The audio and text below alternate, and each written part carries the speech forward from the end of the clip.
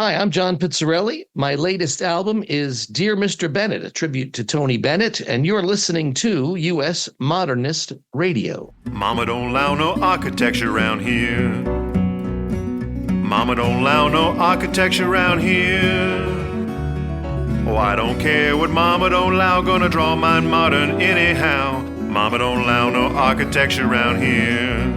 Welcome to U.S. Modernist Radio, where we talk and laugh with people who enjoy, own, create, dream about, preserve, love, and hate modernist architecture, the most exciting and controversial buildings in the world. I'm Tom Guild. Today's guests include architects Carin Carlson and Tim Mitchell from Hennebery Eddy Architects. They are restoring the Mission 66-era mid-century architecture of the U.S. Park Service. Anthony Alofsin, one of the world's leading authorities on Frank Lloyd Wright, joins us to talk about his new book, Frank Lloyd Wright's Bogk House, and reveals his newly discovered famous cousin. Paige Figenbaum, Executive Director of the Nevada Preservation Foundation, tells us all about Vegas modernism. And later, we welcome musical guest Naomi and her handsome devils. And now, here's your host, the devilish Mr. Modernism, George Smart. Hey, thank you, Tom. Let's strike up some music, please. Alto, Abel, Ain, Barnes, Bate, Beadle, Burkitts, Blake, Bowser, Breuer, Buffin, Hinsman, Bunshaft, Burns, and Catalano. Chaffee, Chambers, Chase, Clark, Close, Cody, Colburn, Cole, Crawford, Damora, Davidson, Dart, Davis, Dean, Deaton, Dow, Drake, and Eames. Edelbaum, Eichler, Elwood, Evans, Fickett, Franzen, Frey, Garrett, Gates and Ford, Gary, Geller, Gesner, Gifford, Gill, Goff, and Goldfinger. Gores, Graves, Gray, Green, Griffin, Gropius, Gwathmey, Hadid, Harris, Harrison, Hedjuk, Hunter, Israel, Jacobson, Jaffe, Johansson, Johnson, Jones, and Kahn. Cappy, Keck and Keck, Kellogg, Killingsworth, Kirk, Knorr, Koenig, Kreisel, Ladd, Lautner, Le Corbusier, Lee, Leedy, Leon, Lascazzi, Lundy, and Mazzi. Matsumoto, May, Mills, Morgan, Nelson, Nemini, Neski, Neutra, Newhouse, Niemeyer, Nims, Nomland, Norris, Noyes, Oakland, Obata, Osipov, Overpeck, and Pei. Pelly, Pereira, Piano, Polshek, Portman, Predock, Rabson, Reed, Reiser, Rich, Rudolph, Rupp, Sarnen, Sackley, Sandor, Schindler, Schweiker, and Siebert. Smolin, Smith, Soriano, Sparks, Spalding, Spears, Spencer, Spire, Stone, Stubbins, Tashkovich, Thorne, Tabachman, Twitchell, Vanderohe, Walker, Ward, Ware, Webster, Weiss, West, and Wexler. Whiffler, White, Williams, Willis, Wolf, Wong, Woolen, and Wright. Worcester, Yamasaki, Yu, and Zanetos. From Alto to Zanetos, these are the architects and their amazing houses you can find on usmodernist.org's archives, with 25,000 houses documented so far. What do all these innovative and talented architects have in common, besides creating some of America's most brilliant homes? They're all, well, dead. They're up there hanging out in the cosmos with Frank Lloyd Wright and what I'm sure he's calling Taliesin North. It has us wonder, though, as we approach the mid-century of the 21st century, which exceptional architects who are alive now are doing the most exceptional work. If you have suggestions, write me at george@usmodernist.org.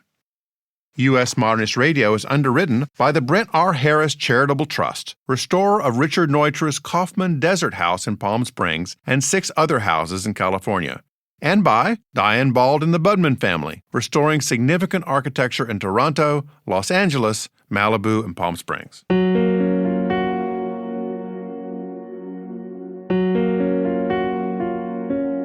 Today we're talking with 2 architects who spend their time at the intersection of history and real life, figuring out how older buildings can keep doing their jobs without losing what makes them special. From Hennebery Eddy Architects, you're going to meet Carin Carlson and Tim Mitchell. Carin has spent more than 20 years immersed in historic preservation, working across the western U.S. on National Register evaluations, condition assessments, and long-term rehabilitation strategies that balance research with real-world use. Tim brings decades of experience leading projects for the National Park Service, from major rehabilitations to finely detailed interventions. He's also a leading expert on Mission 66 era architecture. George starts his conversation with Carin Carlson and Tim Mitchell by asking a basic question. Carin and Tim, let's start with the basics here. What was Mission 66? And why did the National Park Service embark on it? So Mission 66 was a 10-year building project between the years of 1956 and 66, planned to coordinate with the 50th anniversary of the founding of the National Park Service in 1916. So by the time this planning and development project was complete, we'd be at that 50-year anniversary. And it was a response to what the Park Service was experiencing in a post-war America, where the visitation in these parks was increasing exponentially. And being that they didn't have much money during World War II to improve any of the facilities were in a really poor state to be able to handle that number of visitors. And so they embarked upon this program to pour a bunch of money, and what I remember as the number was somewhere of dollars then, of $1 billion then, over a 10-year period, to improve the parks across the board, right? So from roads to campgrounds to housing, maintenance facilities, and then visitor centers, which was an important building type that the Park Service introduced during this period of time. And this coincided with the explosion of the interstate highway system, which brought even more tourists to these areas, right? It did, and in fact, the project that we'll talk about maybe a little bit later is located right next to Route 66. The famous road. Famous road that connected a lot of Mission 66 parks. That's going to have its 100th anniversary, I believe, next year. Oh, really? Yeah. Celebrations all up and down the highway. You said federal highways, and yes, they poured a bunch of money into federal highways to build all these highways. And I believe the planners in Mission 66 and the Department of Interior were very savvy about kind of building on that omnibus packaging or that legislation to get the money they needed for Mission 66 as an argument, understanding that it was an effective way of going about of selling it to Congress.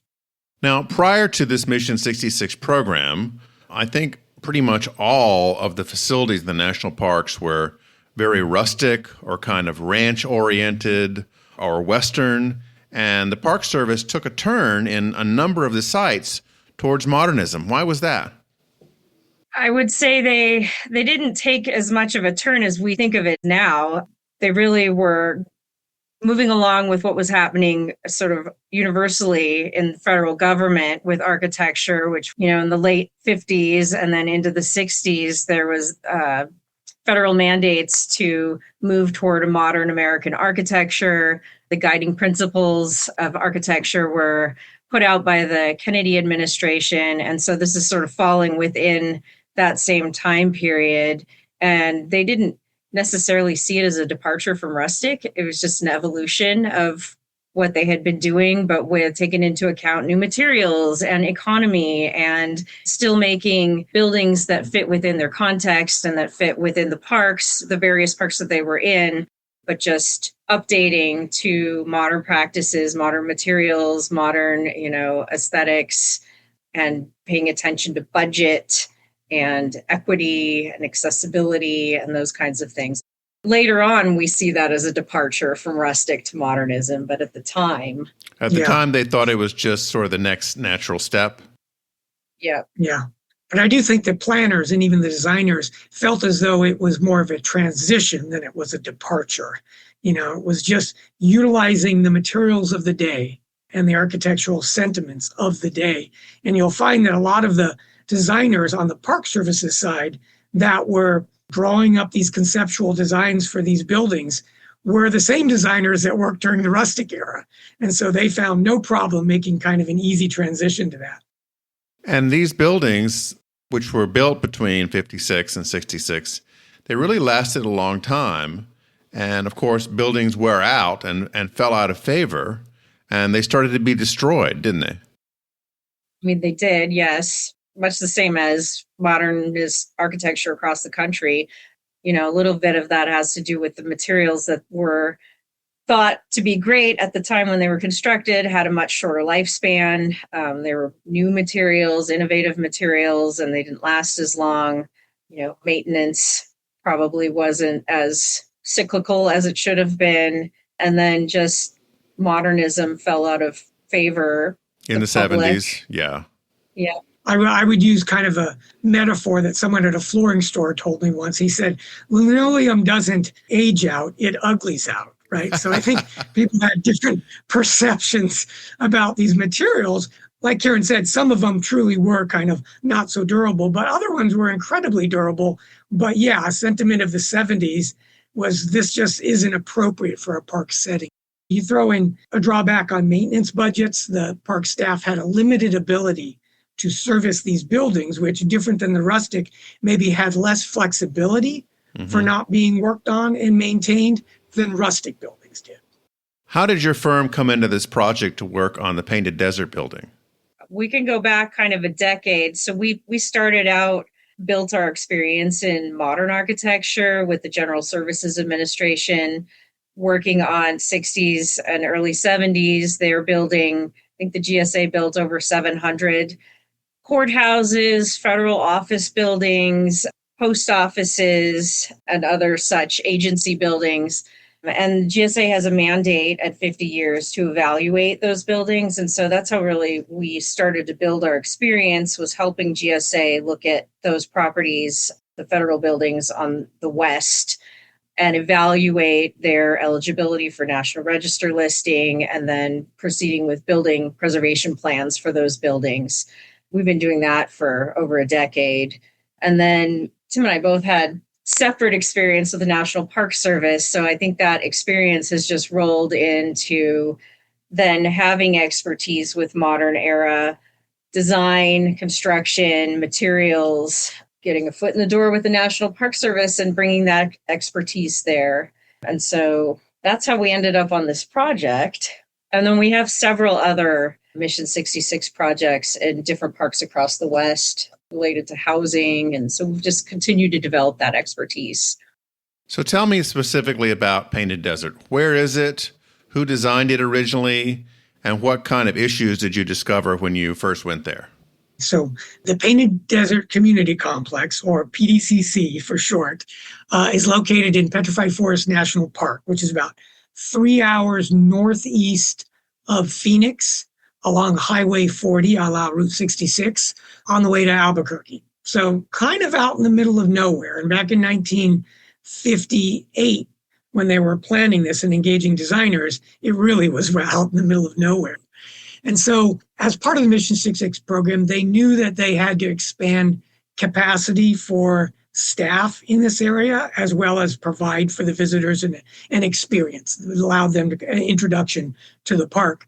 And so they engaged very famous designers, Richard Neutra and Robert Alexander, who have worked throughout the country, but were predominantly working in Los Angeles, to embark on actually two National Park Service projects.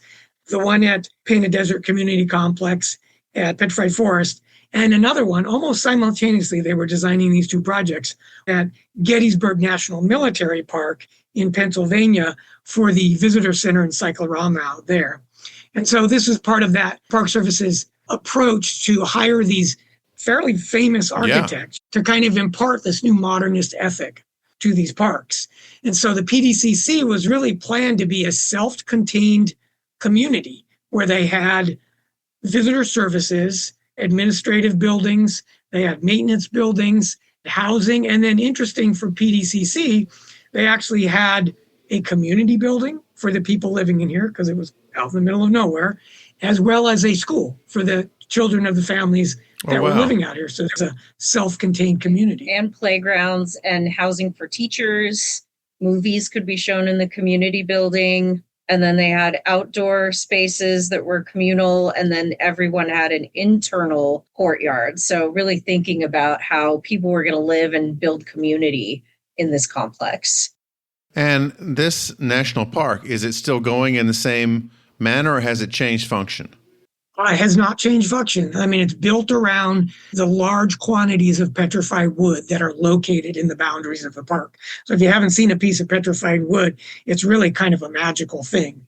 It's kind of this siliconized and hardened wood. And so you'll mistake these things for being actual logs.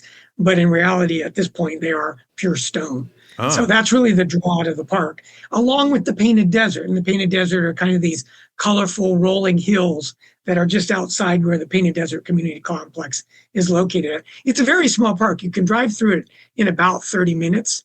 2 resources flank the highway. So you go into the Painted Desert Community Complex that has all of your service needs and orientation needs. And then you drive what's kind of a figure 8 through the Painted Desert and then the Petrified Forest and then back on the highway. I imagine that people were just thrilled to come to this park and find all those amenities there. Right, I think, and sort of a different version that they were seeing in other parks. I'd particularly say related to the housing. They were seeing very unique Neutra and Alexander expression of housing that the Park Service had not seen, and certainly probably Park Service employees had not seen. And, this is a real modernist projection on an environment. It's primarily kind of a wood building desert environment. So, we find it striking now to see it. So I imagine back in the early 60s, people were like, wow, yeah, kind of astounded. So what are the challenges for bringing this building back to life? Well, I mean, we start by looking at any building like this, any modernist building. We start with trying to understand its history, how it came about, how the design decisions were made, what the character defining features of the building are. So what are the things that visually connect to its significance and its design. So we did that for these buildings, this complex. And then we also started with a condition assessment to capture a point in time as far as material condition and what had been changed over time. And so I would say that the biggest challenge is the location and the climate. But another challenge has been that alterations have been made over time with the best intention. This complex, I think, was looked at fairly early on as knowing it may be historic in the future. And so interventions are made to try to mitigate energy performance, water management, maybe inherent issues with original building materials. So that was one of our first challenges, was understanding all of that and how we would want to deal with that and what would be appropriate based on character defining features that we wanted to preserve or bring back. We haven't mentioned that it has the designation as a National Historic Landmark, which there are a number of these, across the country, right. But that's the highest designation that the Secretary of Interior provides for a building or a complex such as this in terms of being historically significant. And so what that did is raise the bar in everybody's minds about how we should proceed with this rehabilitation and particularly the sensitivity that we needed to impart in the decisions of components that we would be working on. So how far along is the project at this point? Well, we just started construction. So it'll be about a year and a half construction process scheduled to complete in June of 2027. So really the contractor's just getting the point now where they're starting to remove items that they'll be replacing or restoring. And so we're just starting to see the beginnings of what this construction process looks like. Now, is this going to be like LaGuardia, where they try to keep the whole airport running while they're fixing up all the buildings, or do you close part of the park, or how does it work? Good question, Georgia. Yeah, I don't think the Park Service would ever tolerate sort of people mingling around as backhoes or like digging up surfaces and large sheets of glass are being moved around. So they've closed the visitor center and the complex for the duration of the construction process.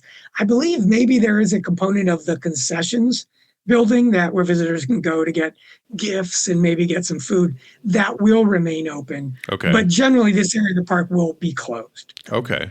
And are there any new buildings planned, or is it just the rehab of the existing ones? Just the rehab of the existing ones. We've got our hands full with those. Yeah. And so 12 buildings that make up the complex. Originally, when we started the design process, we were looking at 8 of those buildings, and we did develop construction documents for 8 of those buildings. But as it went through sort of the bidding cycle and, the cost of doing construction, we had to whittle that down. So now I believe we're tackling, let's see, 1, 2, 3, 4 of the buildings and what they call the big central plaza, which is really the predominant visitor experience in the complex. Now, I assume both of you have made the trek out there several times, right? Yes. Okay. So as you encountered these buildings, what about them struck you like, I just can't believe they were this advanced in the 1960s? I will say that there's this vantage point you get when you get off Highway 40 and you make your way across the bridge that crosses Interstate 40 to the complex, where you really don't see this complex from a distance. I mean, it truly is kind of this tucked away, hidden oasis, in keeping, right, with the character-defining features and Neutra and Alexander's kind of approach. These really like low-lying horizontal buildings. It's really kind of hard to discern like what's there. And then the way that there's this entry sequence where you go through the gates and then you take this loop road and you come into this big parking lot, right? And I'd say for any visitors, even today, you're like, where do I go? Right. Like, I need a message here that showcases me where this building. Then, of course, you kind of figure out to go through this little opening between the buildings and you come into the central plaza. And so I'd say what strikes me now, and hopefully struck visitors then, is that it is an entirely modern experience, right? There's no like big boulders or logs or big vistas like in many national parks where it just kind of unveils this big view. Mm-hmm. This is really focused on the buildings and the building experience and how it tries to tie the visitor into recognizing where they're at in the landscape, but not trying to overwhelm it. And so I'd say one of the biggest devices that Neutra and Alexander used was glass, like floor-to-ceiling glass. And that's, of course, modernist in its deployment there. But they really used it in this kind of advantageous way to make a very small interior visitor center, but with these big glass walls that look out onto the central plaza. And my understanding of it was, and I would challenge everybody to experience it for themselves, is they wanted to bring the outside in. So essentially, when you were in the building, you were outside the building in the central plaza. And I think you do get that experience. And as part of this rehab project, we're hoping to kind of enhance those character-defining features that serve that purpose. So the approach to this whole building was really quite brilliant in the beginning, just coming off the road. And then once you get there, you have that focus from the inside to connect you with the light and the nature. Yeah. They've decorated the central plaza with kind of benches and planters, all done in a very modernist way. This is, of course, the like prototypical modernist reflecting pool. Mm-hmm. So it's both reflection of the sky and the environment, but obviously kind of a philosophical approach to it. Right. It's like, you can go back in time and think about the Triassic beginnings of this whole petrified forest national park. Very abstract and, only mildly suggestive of how you should experience this. Now, Carin, in looking at this whole project, what's the most expensive thing you got to replace in something like this? Is it all the glass? Is it the roof? Is it the exterior siding on the building? I mean, what's the big thing that really has to go and be replaced? In the 80s, in order to mitigate water and sort of solar exposure and heat in the building, they put on an over roof. So they didn't take off the roof. They didn't get rid of the Neutra spider leg steel beams and columns, but they sort of put a roof on over the top. Okay. They mitigated having a flat roof by putting on a sloped roof and gutters and all of that. And they also then enclosed some of the open space that was for the administrative offices, which were balconies under these spider legs.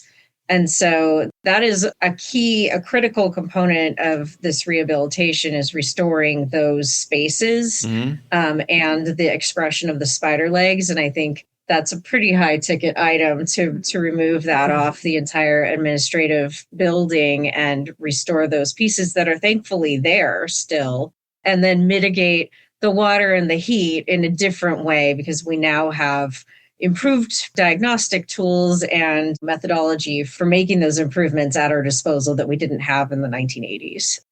And what about the glass? I assume that this was probably what, single pane glass back in the day? It was.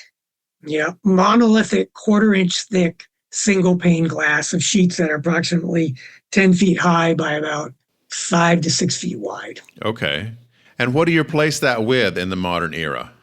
Well, our intent with this project is to replace it with 1-inch thick insulated glass, so dual-pane glass, as clear as we can find it. Okay. We did look during the design process to do high performance glazing, vacuum insulated glazing, which would bring it closer to that thickness of the quarter-inch. But I think what we found was the price point of that large pieces of glass like that, as well as the ability to utilize domestic manufacturers, was very difficult. So it's changing quickly, the availability of that type of glass. Mm-hmm. But I think in the end, we'll still use the 1-inch insulated glass. Well, this is such a cool project, and I just want to thank you all so much for bringing back another Mission 66 building, because these were such signs of optimism in their day that this was going to be a bright future for America and its park systems, and it's just a thrill to hear that it's going to be restored. Yeah, and we hope this refresh will it's come back into popularity, right? This 1960s and moving into the 70s. And so hopefully the refresh will reignite the public's interest. And we invite everybody to come out and visit this park when the project's complete. Yeah, and a quick shout out to the Park Service. We work with the Park Service for quite a number of years now, and you really couldn't have a better client than the Park Service. They have just such an array of individuals that have subject matter expertise and enthusiasm related to these types of projects. Well, Carin and Tim, thank you so much for speaking with me. Thank you. Thanks for having us, George. We enjoyed it. That was George's conversation with Carin Carlson and Tim Mitchell. Anthony Alofsin is an architect, art historian, and one of the world's leading authorities on Frank Lloyd Wright. A longtime professor at the University of Texas at Austin, he spent decades reshaping how we understand Wright's impact. His new book, Frank Lloyd Wright's Bogk House, A Bold Experiment, co-authored with Richard Cleary, takes a deep, revealing look at Wright's 1916 Bogk House in Milwaukee and the idea of the house as a complete work of art. Here's George's conversation with Anthony Alofsin. Anthony, before we talk about architecture, it appears from your history that your number one interest is Frank Lloyd Wright, but it also appears that your number two interest is Patti Smith. So tell me about her. Well, it's no secret now, since she's made note of it in her recent book, Bread of Angels. She and I are first cousins, a fact that we didn't discover until a few years ago. But since then, we've really had a great pleasure in getting to know each other and spending time together and realizing that we have lots of mutual interests. Now, how did you not know that? I mean, first cousin is pretty close. Well, it's a long story, but again, because she's come public with it, I can reveal some of the facts. Her birth father was my uncle. Okay. But it's not something she discovered until she was 70 years old, in effect through research and genetic testing. And once she discovered that, she eventually found me because we shared the same grandmother. And of course, her birth father, whom she did not know, was very close to my mother. So once she knocked on the door, so to speak, it was opened and we realized our family connection. That must have been quite a day when you learned that. It was stunning. And at first I couldn't believe it, but very touching and very moving for both of us. And when did you find out? Oddly enough, I found out when I was in Florida being inducted as a fellow of the AIA. It was 2017 when she contacted me. So we've been in touch, and we both, of course, live in New York City. So we get to see each other from time to time as well. Oh, that's pretty fantastic. Anthony, you have written this great new book called Frank Lloyd Wright's, is it Bogk House? Bogk. Bogk House, B-O-G-K, Bogk House, A Bold Experiment. What was different about this house than his other houses up until that time? I believe it was, 1919, roughly? It was designed and built 1916 to 1917. Okay. Some furnishing continued in 1918. The house is unusual First of all, it's the only custom-designed house that Wright built in Milwaukee, even though there were other projects. This was unique, but never written about or remarked at in detail. It's not like a prairie period house in that it's not low and slung out. It was a tight urban block on North Terrace Avenue, a very nice neighborhood in Milwaukee. And it's very block-like in terms of its massing and volume. So the massing itself is different from what preceded and what followed, but it also has something that people had never remarked upon, which was some very unusual sculpture under the front eaves. And that's what attracted me when I first knew about the house in the mid-1980s when I was working on my doctoral dissertation. I was looking into Wright's use of sculpture in the teens, which is pretty unique. And if you think about American architects or European architects at the turn of the 20th century, very few were interested in sculpture, particularly at that date and time. But Wright was interested in sculpture, and I've developed this interest in some of my previous books. But the Bogk house had these sculptures under the eaves, and that made it different from everything else in and of itself. It's a lovely interior that winds around a central fireplace. It's in many ways a modest house, but extremely serene, and was lived in by basically only two families since it was built in 1917. So a unique presentation of Wright's work. So the Bogks were the first family, I guess, right? Yes. Frederick Bogk's parents emigrated to Wisconsin in the late 1840s when many other German immigrants were coming. Milwaukee was a small place at the time, maybe 14 to 16,000 people. And the Bogks settled in north of Milwaukee in a small town, almost a village called Sheboygan Falls. And that's where Frederick, the fifth in the line, was born. They, like many other immigrants, including my great-grandparents, opened a butcher shop to get started. And with their accumulation money, they branched out into real estate and they moved back to Milwaukee about 7 years later. So Frederick Bogk was born almost in the equivalent of a log cabin in a rustic era with very simple circumstances. He really became an extraordinary successful figure. He was a great businessman and became an important politician in Milwaukee at an exciting time. He eventually became an alderman for the entire city and was very interested in the development of Milwaukee socially and economically. So by the time he had some material success in the mid-teens, he bought a lot, 1915, in this lovely neighborhood with largish, more traditional houses of people of social standing. But instead of hiring a society architect, he hired Frank Lloyd Wright. So Wright was, as we all know, in the midst of a lot of challenging personal issues. So it was a bold move that the Bogks made to hire Wright. And this was when he was having the affair? This was after 1914 when his lover was murdered and her two children. But shortly thereafter, 1915 or 16, when he'd taken up with a woman named Miriam Noel. They were not married, but they were partners and lovers. It was a very conflictual relationship that caused Wright no small amount of grief. But that's who he was with personally. And he was just about to restart his design of the Imperial Hotel. So it was a transitional moment. Many of his earlier clients had ditched him, but not all. And it turns out we discovered in our research that Wright had a circle of admirers in Milwaukee.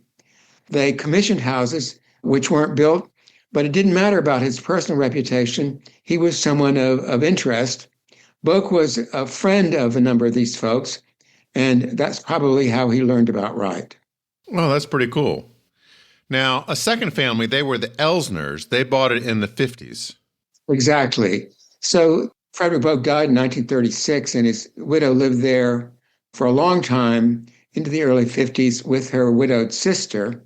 When Mrs. Bogk died, their daughter, Dorothy, sold the house. It was occupied briefly for a year or two, and then bought by Robert and Barbara Elsner in 1955. And the Elsners basically preserved the house intact, maintained it in a pristine condition right up into 2023. So basically there were two owners in this long period, the original founders, so to speak, the Bogks and the Elsners. The Elsners cared a great deal about the house, as well as the neighborhood itself. Barbara became an important preservationist in the city of Milwaukee when there were threatened encroachments along North Terrace Avenue from a big hospital just nearby. And now the house belongs to Daniel Piet and Doreen Stoller? Yes. And they, I assume, are continuing to preserve it? As best we know, we were so busy finishing the book, and Barbara Elsner was not in the best of health and sadly enough passed away at the end of the summer. However, we did get a book to her just before she went to the great beyond. So we haven't been in touch much with the current owners, but we assume that they are proud of the house and are enjoying the book as well, which is a rare opportunity for a significant documentation of a house that someone lives in. When the Elsners owned it, were there occasional tours? Did people ever get to see it? Yes, occasionally people got to see it, and that's how I first saw it, was on a tour of the Society of Architectural Historians. So people did see it, but generally it was not well known. So what became more well known were the drawings of the rugs in the house, which were exhibited a number of times, but not the house itself. The rugs had a very interesting, unusual abstract motif, which was fascinating, but rarely investigated at any length until our book. Now, there are some other Wright properties in Milwaukee. For instance, there are some apartments, I believe. Yes. Milwaukee was also the location of this extraordinary adventure Wright embarked in the teens in mass production of housing with someone called Richards. And they teamed together to design and build kit houses, in effect. And the corpus of drawings that Wright produced for this American ready-cut system is one of the largest collections of drawings in his entire oeuvre. It had mixed success, but it was really an extraordinary vision for exactly the opposite typology from the Bogk house. The Bogk house was a single event for a single client on a specific site. The system-built homes were meant to be universal. You'd order the parts, they'd be shipped to your site and assembled locally. So it was part of a broader modernist vision of mass production just at the time when the Werkbund in Germany was gearing up and people like Le Corbusier was thinking about how to address this issue of large-scale housing. So that was going on around the same time that the Bogk house was designed and built. So those houses have been wonderfully restored and maintained by the Burnham Block Foundation, and they became the titular publishers of the book. And you've got to think about that this was over 100 years ago that Wright was looking at prefab as a way of construction. Absolutely. He was very much on the cutting edge of thinking about that. And the range of possible types was really extraordinary. They were marketed for mass consumption, and really beautifully creative ideas were embedded in all these various kinds of schemes. Did Wright do any other houses that borrowed from these elements, or did he go off in a different direction entirely?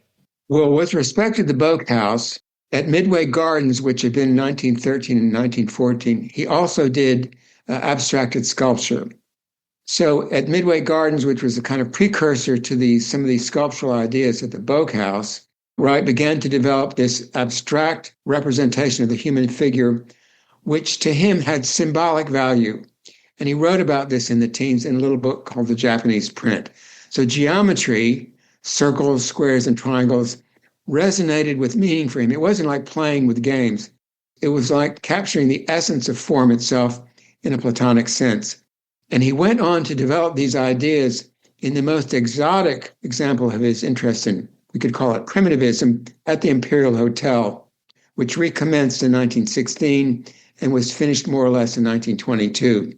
After that, Wright's interest in sculpture and in this kind of symbolic language took a backseat to his interest in competing with the international style in Europe, which was starting to emerge in the 20s in the U.S.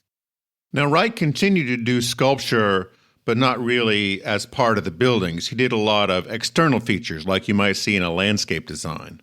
Exactly. He did some Indians, the Nakoma and Nokomis.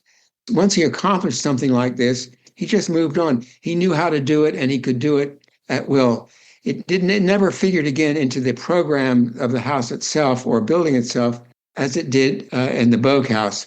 But Wright did do some of this kind of abstracted figural sculpture later on.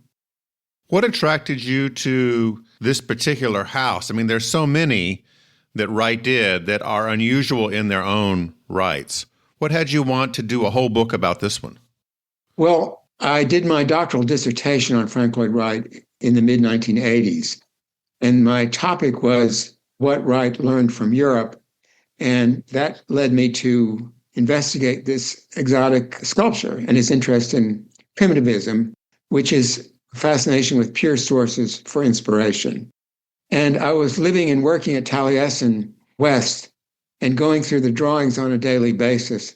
And I found these drawings of the Bogk house and saw this sculpture, and it fascinated me. So eventually, in the mid-'80s, I made my first visit to the house, which Barbara Elsner welcomed me. And I saw the house, and I paid attention to the sculpture.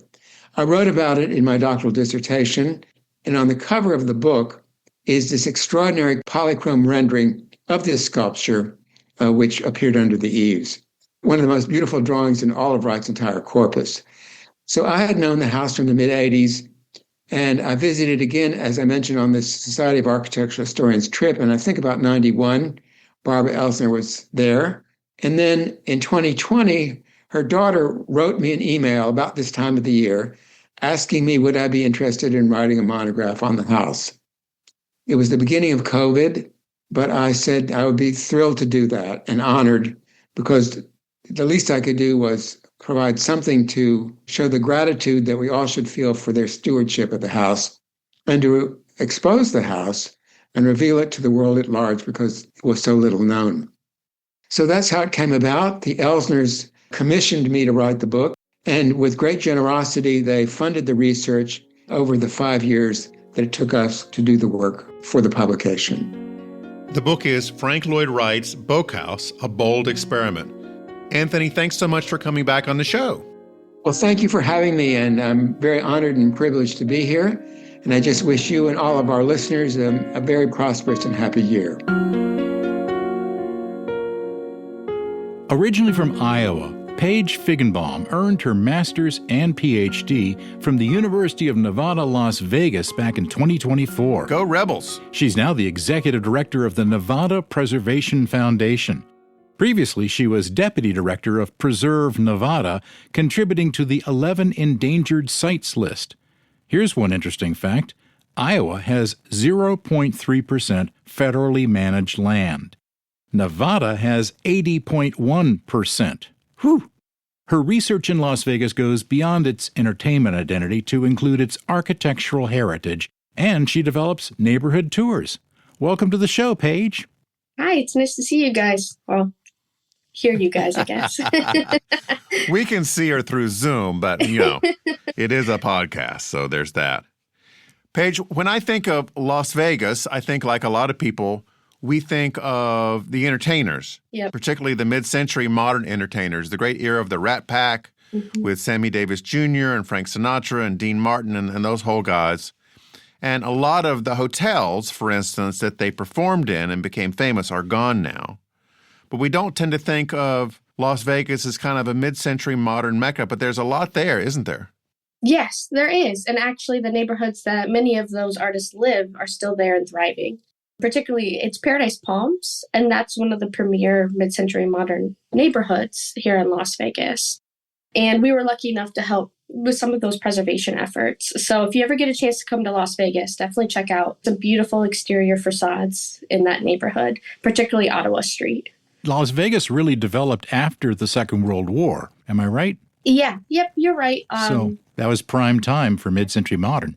Yeah, I think it is really important when we're talking about the history, and this is kind of what we talk about in our tours and some of our education, that it was actually a railroad town. Yeah. It was a railroad town until after World War II, and with the basic magnesium plant and the founding of Henderson and the building of the Boulder Dam, or excuse me, the Hoover Dam. First it started as Boulder Dam. And then, yeah, that's when it really switched. It was a one industry economy for mining, and then it transitioned to entertainment, like you guys were talking about in the 40s. And that's kind of when it started booming with the Strip and with that entertainment. And with that brought a lot of people. And so it was just, it almost felt like Vegas was changing overnight at times.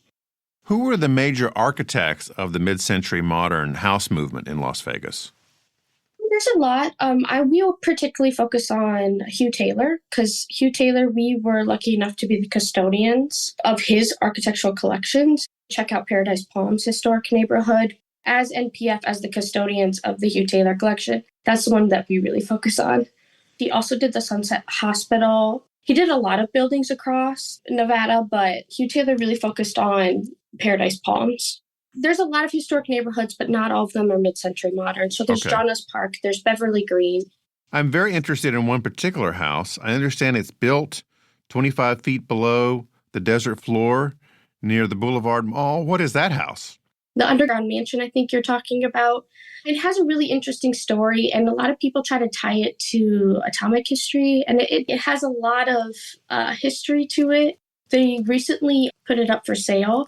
We were lucky enough to really bring awareness to it and having tours. Have you guys seen the photos of it online? I've seen some of them, yeah. Yeah, so it does have like a working pool. It has beautiful designs of murals of the places that the homeowner lived in. I think it was in New Zealand or Australia. And it can change from day to night. It has some fluorescent painting that it glows in the dark. And it's really an enjoyable experience. So what do you see from the curb? Or is there a curb? So, well, kind of. It's blocked off with some gates. In a sense, but it just looks like a small house almost. Okay. And that's where they use as their main entrance. But the house was built later after the underground house was built. And so when you walk in, again, it looks like almost a typical house. And then you go to the right and there's stairs, and you walk about 20, 30 stairs. And as you walk, you curve in, and then you just walk in and you see the magnificent underground house. You can see the turf, you can see the pool on the left-hand side, and then you can see the actually formed house. This is from the house's webpage. In the 1970s, visionary entrepreneur Jerry Henderson wanted a home that could withstand anything. It was also a haven against the chaos of the Cold War and the glare of Las Vegas fame. So working with architect Jay Swayze, he built a 15,000-plus square foot underground estate about 26 feet below the surface. And in the 80s, the two-story house you mentioned was constructed above the underground house. That sound accurate? Yes. Okay. So it was for sale recently? Who bought it? Oh, it's still for sale. I actually just received an email about it that was recently just put up for sale. And it's been going across all local newspapers and things like that. So I don't think it's been sold yet. I think it was put on sale less than a month ago, but we're doing tours to try to bring awareness about atomic history. And we actually corresponded it with Paradise Palms neighborhood tour because it's been part of a lot of films as well. So we were doing a tour to try to bring awareness that with these historic neighborhoods, they're still here and they're still very close to the Strip. And this is really what makes the essence of Las Vegas and Southern Nevada, because there's a lot of rich history, hidden gems, we like to call them.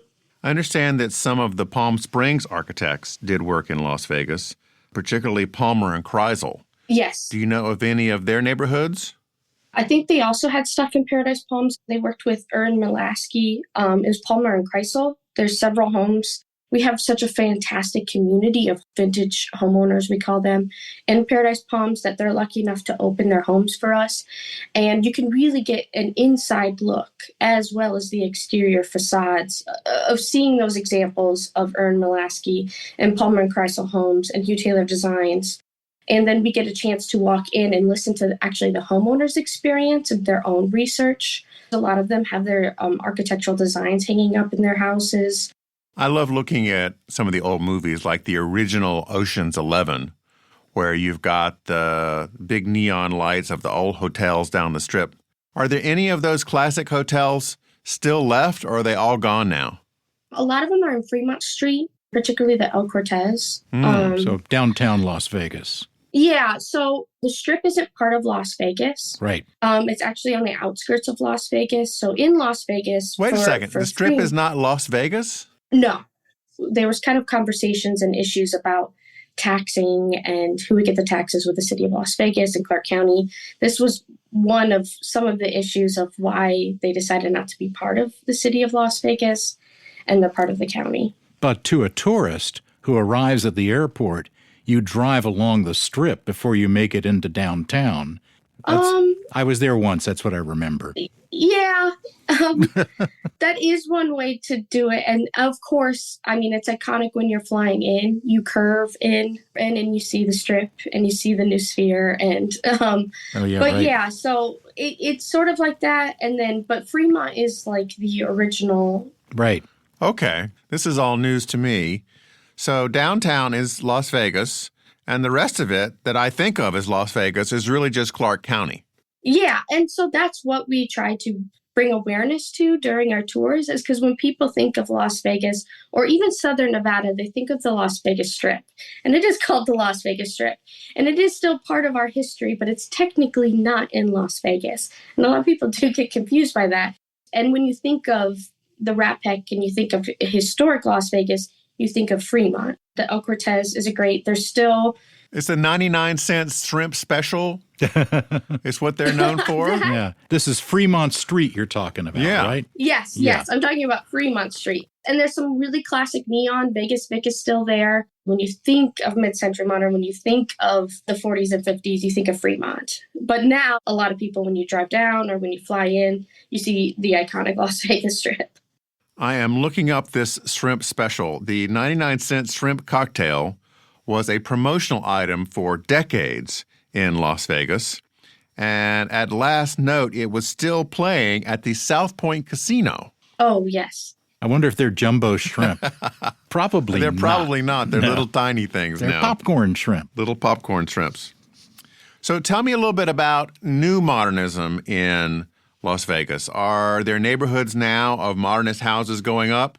I think there's people that have echoing of modernism. And I think you guys understand a lot of the commentary around Southern Nevada is there's always a lot of redevelopment. This preconceived notion that we just constantly are blowing up buildings, which is not true. What we're really pushing for is adaptive reuse. So there is mid-century modern buildings still around or still historic homes that people are still trying to preserve. One of the examples of adaptive reuse, I believe, from a while back, 5 or 8 years ago, was your Neon Museum there, which is a Paul Williams structure. Yes. The La Concha, Paul Revere Williams, he's a phenomenal architect. And it was the La Concha Hotel. It was moved to an original graveyard of neon signs. The Neon Museum is a fantastic example of really preserving our neon heritage, which, again, is so fundamental to the history of Southern Nevada. It's a great place to visit. I've actually been there, and it's a fantastic way to spend an hour or two. Yes, it is. The tours are great. Aaron is great. It's really fun to go at night. And they've been doing a lot of great work of relighting signs. Oh, yeah. In most recent years. I think you could have a pledge of allegiance to your neon heritage. Yes. I pledge allegiance to the neon signs of the Las Vegas Strip and downtown with free shrimp for all, There's something there. Paige, thank you so much for joining us. Yeah, and thank you. Thank you guys so much.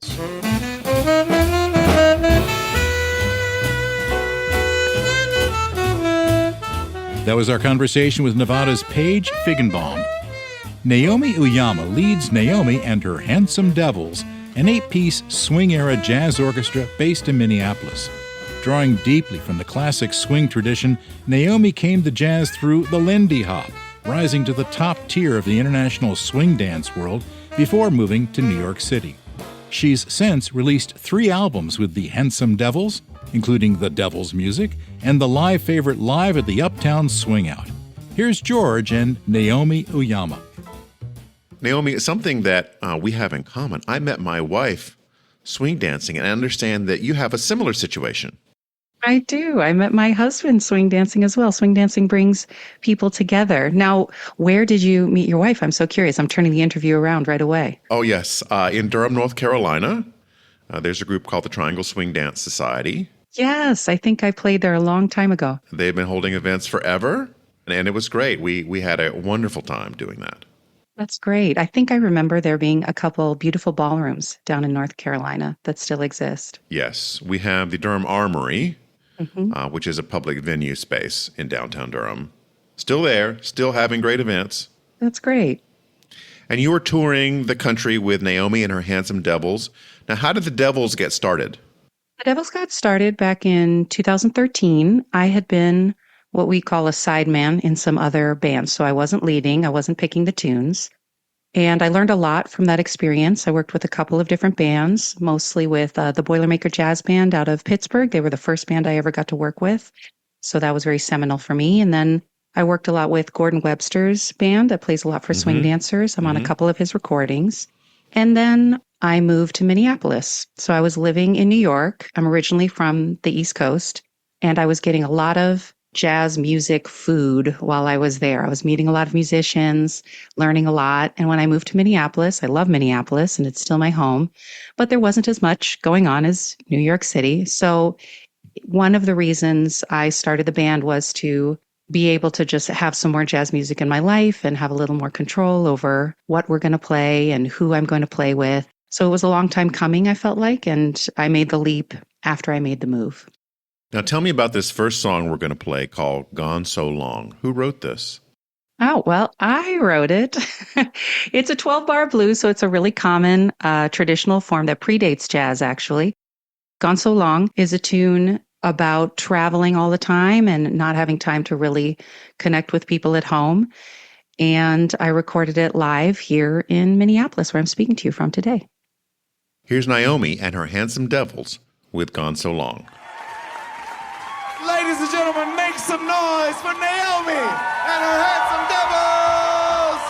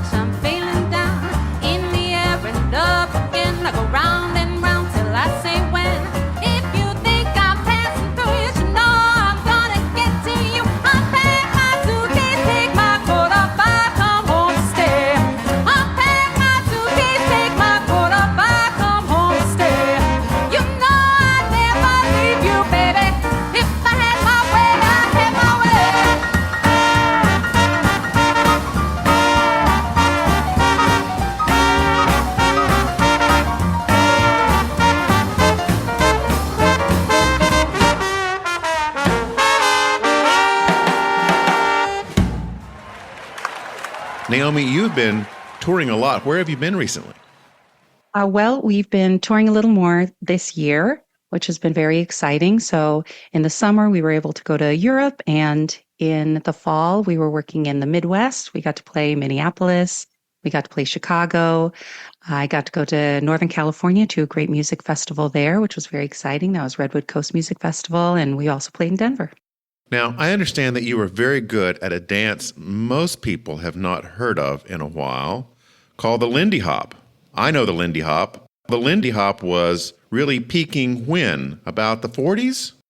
Lindy Hop was developed in the late 20s, and I would say it peaked right when the swing era peaked. So mid-30s to mid-40s was when Lindy Hop kind of covered the nation, covered the globe. Everyone was doing it.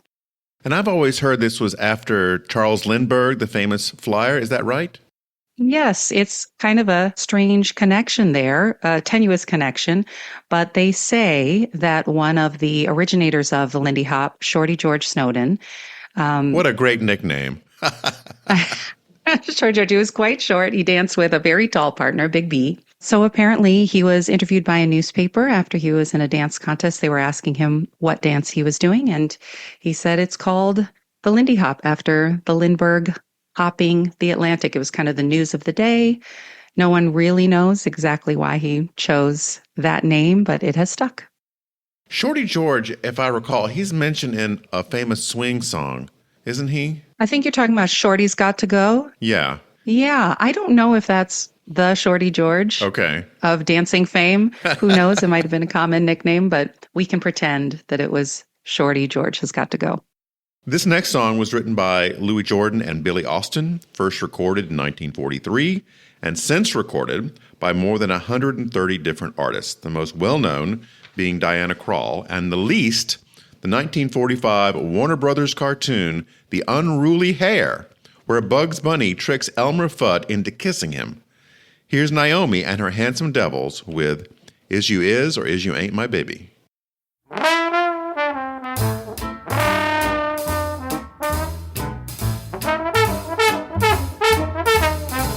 I got a man who's always late anytime we have a date, but I love him. Oh yes, I love him. I'm gonna walk right up to his gate, see if I can get it straight, 'cause I love him. I'm gonna ask him, or is you is, or is you ain't my baby. The way you're acting lately makes me doubt you're still my baby, baby. Seems my flame in your heart's done gone out, 'cause a man is a creature that has always been strange. Just when you're sure of one, you'll find he's gone and made that change. Is you is, or is you ain't my baby. Maybe baby's found somebody new, or is my baby still my baby true?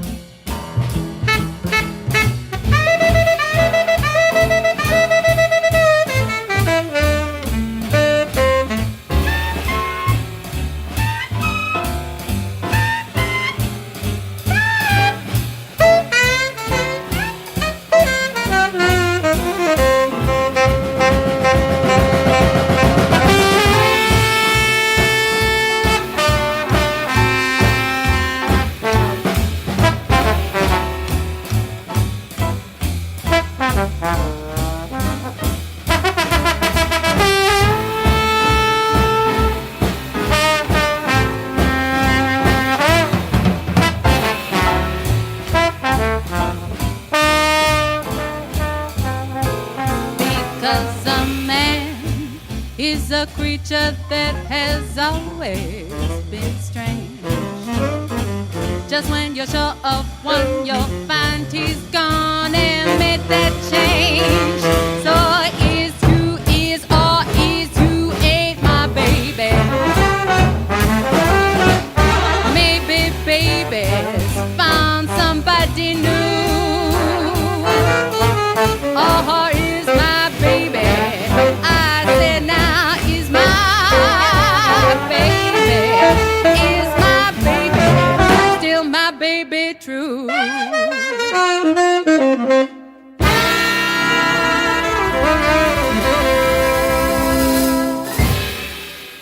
That was great, Naomi. Tell me about your most recent album. Well, the most recent released album is our live album called Live at the Uptown Swing Out from just before the pandemic. Mm-hmm. And it has a lot of original arrangements. It has that song we just heard, Gone So Long. And I'm very proud of it, but it's been a long time since we released a full album. So actually, we recently recorded some singles in Chicago that I'm hoping to release fairly soon. Oh, that is awesome. And what platforms are you on? Anyone I can get on. So we're on Spotify, we're on YouTube. You can find us on all the social media sites, Apple Music, all of those things. And usually our handle and also our website is naomisdevils.com. naomisdevils.com. Very easy. Thanks so much for talking with me, Naomi. I love your music, and I'm so glad we married swing dancers. Me too.